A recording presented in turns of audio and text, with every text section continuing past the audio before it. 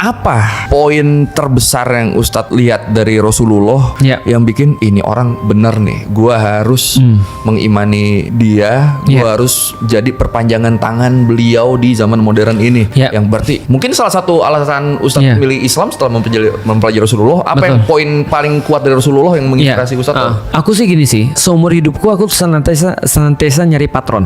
Jadi aku senantiasa nyari patron untuk kehidupan aku. Nah, dan jujur masalahnya adalah bukan berarti Yesus tidak memberikan aku patron. Yesus memberikan aku patron in a way, tapi di titik-titik hidupku ada banyak hal yang tidak disediakan oleh Yesus. Misal contoh misalnya ya, aku nggak tahu yang lain ya, tapi di hidupku paling parah tuh karena bucin. Dan aku nggak merasa dong. Ketika aku bucin, aku harus ngambil part of hidup Yesus yang mana? Paham gak sih maksudku? Aku nggak tahu cara untuk ngadepin ini seperti apa. Ini baru ketika aku bucin nih. Gimana ketika aku nikah nih? Ketika aku nikah nanti aku harus ngambil part of hidupku yang mana nih? Gitu part of hidupnya Yesus yang mana nih?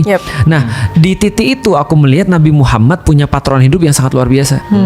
Nah, di titik itu aku berpikir tidak hanya patron hidup itu luar biasa hanya pada urusan-urusan relasi-relasi manusia. Ternyata patron itu dalam hidup bernegara atau peradaban. Di titik itu aku bilang, kalau aku bisa punya satu patron yang sama untuk semuanya, kenapa aku harus terus kemudian kayak ngambil makanan-makanan kayak makanan-makanan prasmanan. Jadi kalau aku mau ngambil ini yang terbaik di toko ini, kalau ini di toko ini, kalau ini di toko ini, kalau ini di toko ini, itu sudah satu aja. Sedangkan dari satu itu pun sebenarnya udah yang terbaik. Intinya berarti beliau adalah seorang panutan yang bisa dicontohi di semua aspek hidup apapun itu.